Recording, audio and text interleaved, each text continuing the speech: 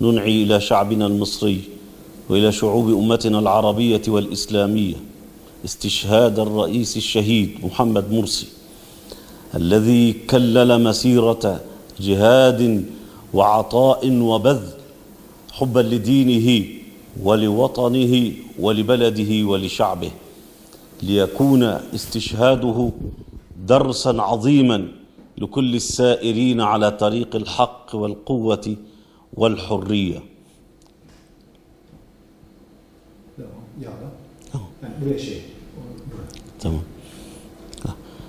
نعم، كانت ثورة الشعب المصري بداية لتحرر الشعب والشعوب العربية والإسلامية، وكان في قلبها الإخوان المسلمون، وكان في مقدمتهم الشهيد الرئيس الشهيد محمد مرسي. وأعقب قيام الثورة المصرية استحقاقات نيابية وانتخابات ومحطات كثيرة عبر فيها الشعب المصري بطريقة ديمقراطية وبحرية كاملة عن رأيه، وانحاز في اختياراته المتعددة للتيار الإسلامي وفي طليعته الإخوان المسلمون. وعلى إثر ذلك كانت انتخابات رئاسة الجمهورية أول انتخابات تمت بطريقة ديمقراطية وبحرية كاملة، تنافس فيها عدد كبير يمثلون كل الاتجاهات السياسية والوطنية والقومية في بلادنا، وكان الفوز فيها للرئيس الشهيد محمد مرسي. وخلال عام حكم فيه الرئيس الشهيد محمد مرسي كانت له عدة إنجازات أزعجت العالم المعادي للشعب المصري ولتحرره وانطلاقاته. عام من الحكم الذي قام به الرئيس الشهيد محمد مرسي بيضت فيه السجون المعتقلات، فلم يكن هناك معتقل سياسي ولا سجين سياسي واحد طوال فترة حكم محمد مرسي. هذا العام شهد إنجازات اقتصادية يشعر بها الفقير والفلاح المصري والعامل والصانع والمدرسون وغير ذلك. هذه الإنجازات وكان من أهمها أنه حافظ على كرامة الشعب المصري وحافظ على حرياته وعلى حقوقه الأساسية والسياسية. كان الرئيس الشهيد محمد مرسي يؤمن بوحدة الأمة العربية والأمة الإسلامية، وسعى بكل ما يملك وبكل ما أتيح له من فرصة ومن قوة ومن طاقة كي يجسد معنى أن الأمة أمة واحدة. رأيناه يقف بجوار الشعب السوري لبيك سوريا، ووجدناه يقف بجوار الشعب الفلسطيني في غزة وفي غيرها، ولا زالت كلماته يتردد صداها في العالم: إن نفوسنا تتوق إلى المسجد الأقصى.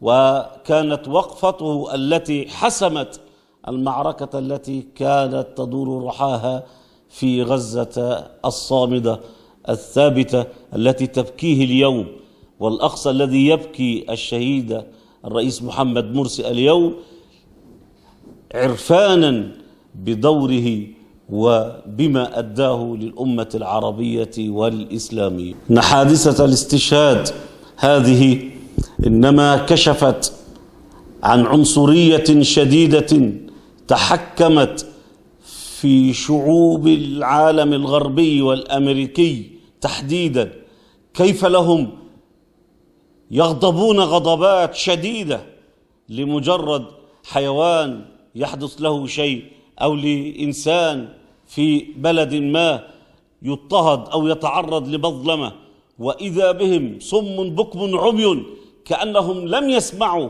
عن الاغتيال وعن الاستشهاد وعن قتل محمد مرسي الرئيس الشهيد الذي كان يقتل كل يوم قتلا بطيئا وهم يعلمون ذلك. حتى عبارات التنديد وعبارات الشجب والغضب ضنوا بها على الرجل الذي ليس في حاجة إليهم. لأن كانت الشعوب الغربية وكانت الحكومات الغربية وحكومة أمريكا وحكومة اليهود وحكومة إسرائيل قد فرحت، فإن شعوب العالم العربي والعالم الإسلامي كله قد غضبت وحزنت وعبرت عن حزنها ومواساتها للإخوان وللشعب المصري وللعالم الإسلامي من خلال صلوات الغائب التي كانت تقام كل لحظة، كل ساعة يقام صلاة غائب في بلد من بلدان العالم الإسلامي، في تركيا، في ماليزيا، في إندونيسيا، في الجزائر التي هتف شعبها أمس وسمعناه وهم يقولون لا إله إلا الله، محمد مرسي حبيب الله، ولا إله إلا الله السيسي عدو الله. فأسمعوا العالم صوت الشعوب الحقيقي التي عبرت عنه حناجرهم ووقفاتهم وصلواتهم على الرئيس الشهيد محمد مرسي. 6 سنوات مضت على الانقلاب العسكري الغاشم الذي حطم آمال وطموحات الشعب المصري في حريته وفي كرامته وفي بناء دولته دولة حديثة كي يسعد مثل باقي الشعوب. 6 سنوات، طوال هذه السنوات كان الرئيس الشهيد محمد مرسي محبوسا وسجينا، مرة يحكم عليه بالإعدام ومرة يحكم عليه بالمؤبد ويمنع صوته ويحاكم من خلال هيئة ظالمة. إن هذا ليس بقاضي، من كانوا يفعلون هذا إنما هم طغاة على كراسي القضاة، غدا بإذن الله يثأر منهم الشعب وتنالهم يد الحق وما ذلك على الله بعزيز. في اللحظات التي أتحدث فيها أيها الإخوة الكرام إليكم، في هذه اللحظات يقبع ما يزيد عن 60,000 معتقل من الإخوان وغير الإخوان من الذين أرادوا الخير للشعب المصري ولمصر، يقبعون في أقبية السجون والمعتقلات، يحال بينهم وبين الحياة. هم عرضة اليوم، هم عرضة اليوم للقتل والاستشهاد على طريقة ما حدث مع الرئيس الشهيد محمد مرسي.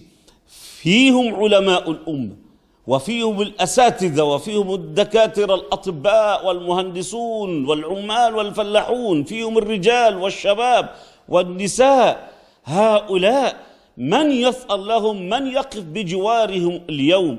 إن العالم الغربي بحكوماته وبرؤسائه يتآمرون، وهم الذين يستقبلون القاتل السيسي في بلدانهم ويزورونه في مصر الحبيبة ويقدمون له الدعم اليوم. ولسان حالهم يقولون ليس هو وحده الذي يتصدى لكلمة الحق، لكلمة الحق والحرية وكلمة كرامة الإنسان وحقوق الإنسان، إنما يسانده عالم غربي لوثت دماؤه من قبل في فلسطين وفي العراق وفي الجزائر وفي أفغانستان وفي باكستان. وإني على ثقة ويقين بإذن الله تعالى أن استشهاد الرئيس الشهيد محمد مرسي سيكون باعثا من جديد لروح جديدة تتدفق في عالمنا العربي والإسلامي وفي شعبنا المصري، تنادي فينا جميعا صباح مساء: هذا الرجل ضحى في سبيل دين الله، وضحى من أجل إسعاد شعبه، وضحى من أجل سلامة أراضيه، فكونوا مثله وسيروا على طريقه. وإن الأقصى الأسير، وإن فلسطين، وإن بلاد العالم العربي والإسلامي لا تطوق إلى آلاف وملايين من محمد مرسي يجددون سيرة سلفهم الصالح ويحققون لشعوبهم وأمتهم ما تصبو إليه من تقدم ورقي ورفعة. شعب كريم وشعوب كريمة، حان لها أن تعيش تحت سقف الكرامة والحرية وحقوق كاملة لكل بني الإنسان.